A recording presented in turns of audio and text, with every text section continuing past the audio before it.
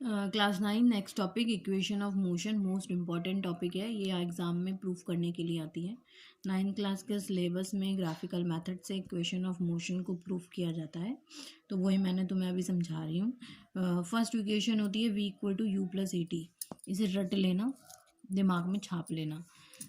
v होता है यहाँ पे फाइनल वेलोसिटी, u होता है यहाँ पे initial velocity plus a acceleration multiply t time. तो ये इसका मैथमेटिकल फॉर्म है v equal to u plus a t. ये होती है मोशन की फर्स्ट इक्वेशन।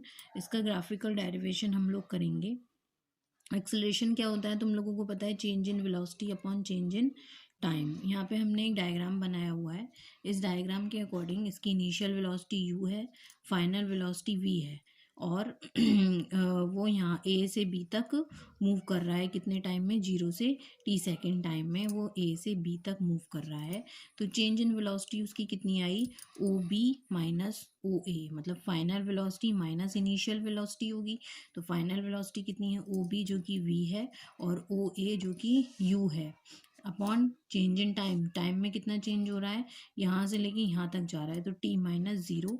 तो t माइनस ज़ीरो टाइम में चेंज हो रहा है। ज़ीरो को हटा दिया हमने, v minus u upon T, T को उधर क्रॉस मल्टीप्लाई में ले गए, तो ये हो जाएगा v equal to u plus a t. अगर तुम जीरो को क्रॉस मल्टीप्लाई में ले जाओगे तो हो जाएगा a t equal to v minus u. यहाँ से v की वैल्यू निकाल लो, यू उधर चला जाएगा, पॉजिटिव हो जाएगा। ये आ जाएगी हमारी first equation of motion, v equal to u plus a t. Now second equation of motion which is s equal to u t plus half a t square. यहाँ पे s होता है distance, distance travelled by object. u हो गया आपका initial velocity, t time, 1/2 a acceleration और t हमारा time हो गया। यही ग्राफ इसमें यूज़ किया जाएगा। इसके लिए हमने क्या लिखा?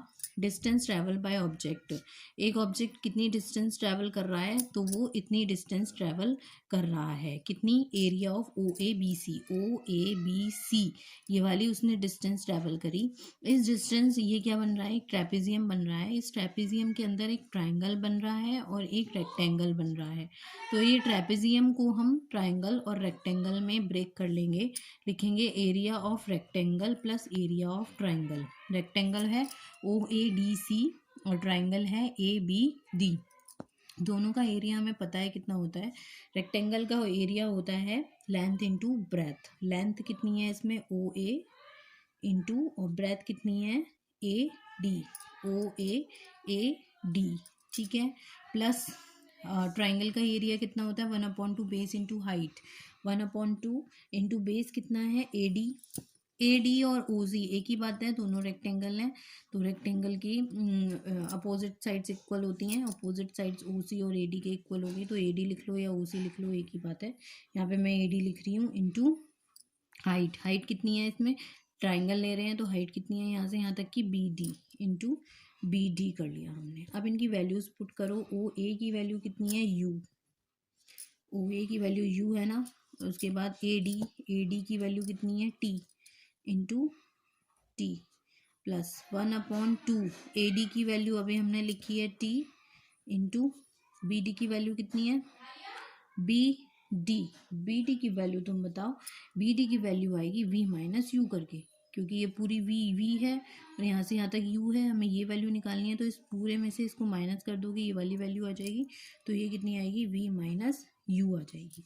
S equal to u t plus half t. अब v की जगह तुम ये वाली वैल्यू पुट कर दो फ्रॉम इक्वेशन 1। कितनी आ जाएगी? u plus a T minus you से यू कैंसिल हो गया, तो s इक्वल टू कितना आया?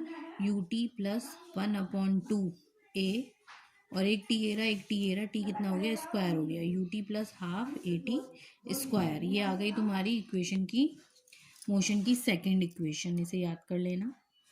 थर्ड इक्वेशन हमारी होती है v square equal to u square plus 2a S.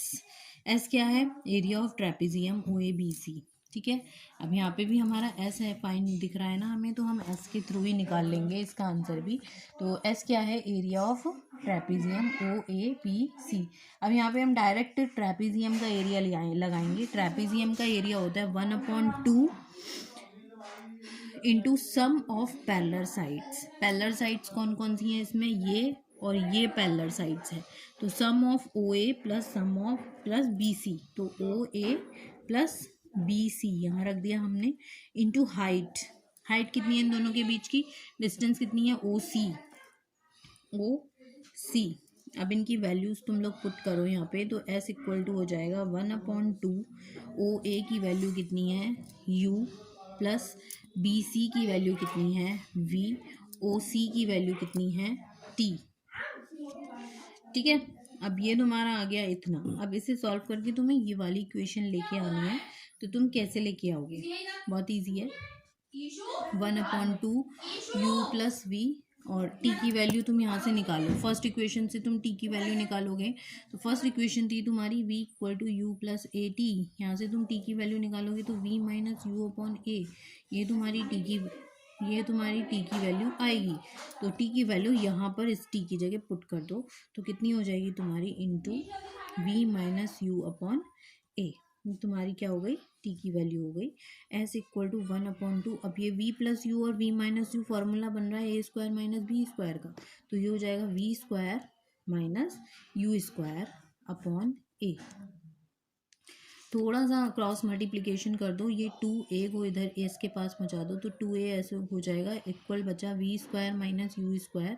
We square की वैल्यू यहाँ से निकालोगे तो वी स्क्वायर इक्वल टू ये उधर चला जाएगा, यू स्क्वायर प्लस 2as। ये आ गई तुम्हारी मोशन की थर्ड इक्वेशन।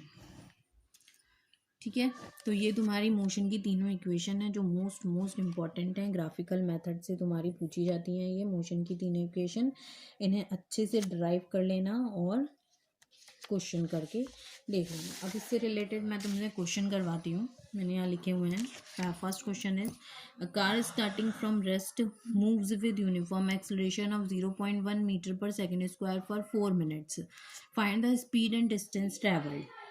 अब देखो इसमें स्टार्टिंग में लिखा है कि a car starting from rest, rest से स्टार्ट हो रही है, मतलब उसकी इनिशियल वेलोसिटी कितनी हो गई, 0 मीटर पर सेकेंड हो गई। क्यों, क्योंकि रेस्ट से स्टार्ट हो रही है, रेस्ट मतलब 0। एक्सेलरेशन हमें डायरेक्ट दे रखा है 0.1 मीटर पर सेकेंड स्क्वायर। ठीक है, टाइम हमें दिया है कितना, 4 मिनट्स। टाइम हमें इक्वल टू 4 मिनट्स दिया है। मिनट्स को हम क्या करेंगे, सेकंड में चेंज करेंगे, हमेशा हम सेकंड में यूनिट्स रखते हैं, तो सेकंड में चेंज करने के लिए हम 60 से मल्टीप्लाई कर देंगे, इक्वल टू आ जाएगा 240 सेकेंड्स। हमें फाइंड क्या करना है, find the speed and distance travelled. Speed निकालना है और हमें डिस्टेंस निकालना है, हमने कितनी डिस्टेंस उसमें ट्रैवल करी। तो हमारी कितनी आ जाएगी स्पीड, स्पीड मतलब फाइनल वेलोसिटी समझ लो, v निकालनी है हमें, v की वैल्यू फाइंड करनी है। v इक्वल टू, हम फर्स्ट इक्वेशन लगा देते हैं मोशन की, v equal to u plus a t. First equation क्यों लगाई, क्योंकि हमें v निकालना था, मेरे पास u भी है, a भी है, t भी है, तीनों चीज़ें हैं, उससे हम v निकाल सकते हैं। तो v की वैल्यू यहाँ पे पुट करो, 0 प्लस a की वैल्यू कितनी है 0.1 और t की वैल्यू कितनी है 240। तो v इक्वल टू कितना आ गया, 24 मीटर पर सेकेंड। ठीक है, ये तुम्हारी v की वैल्यू आ गई। अब तुम्हें डिस्टेंस भी फाइंड करना है। यहाँ पे डिस्टेंस निकालने के लिए तुम कोई सा भी फॉर्मूला लगा सकते हो, s equal to u t plus half a t square लगा सकते हो। तुम्हारे पास टी भी है, यू भी है, ए भी है, तीनों चीज़ें हैं, तो तुम ये इस वाला फार्मूले को यूज़ करके डिस्टेंस की वैल्यू फाइंड करके मुझे फ़ोटो भेज देना। नेक्स्ट क्वेश्चन है, the brakes applied to a car produces the acceleration of 6 metre per second square in opposite direction. देखो ऑपोजिट डायरेक्शन में डायरेक्ट इन्होंने बोल रखा है कि यहाँ पे डी एक्सेलरेशन हो रहा है, तो मतलब हमें क्या दे रखा है यहाँ पे, a equal to -6 metre per second square. क्यों, क्योंकि ऑपोजिट डायरेक्शन में डायरेक्ट दिया है इन्होंने। If car requires 2 second to stop, time हमें कितना दे रखा है, t equal to 2 second. After applied of brakes calculate distance travelled by car during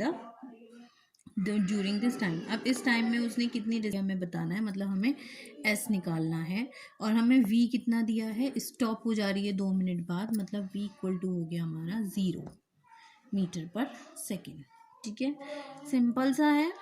S निकालना है तुम्हें, एस निकालने के लिए तुम्हें या तो तुम्हें यू चाहिए होगा, अगर तुम s equal to u t plus half a t square लगा रहे हो तो उसके लिए तुम्हें यू चाहिए होगा।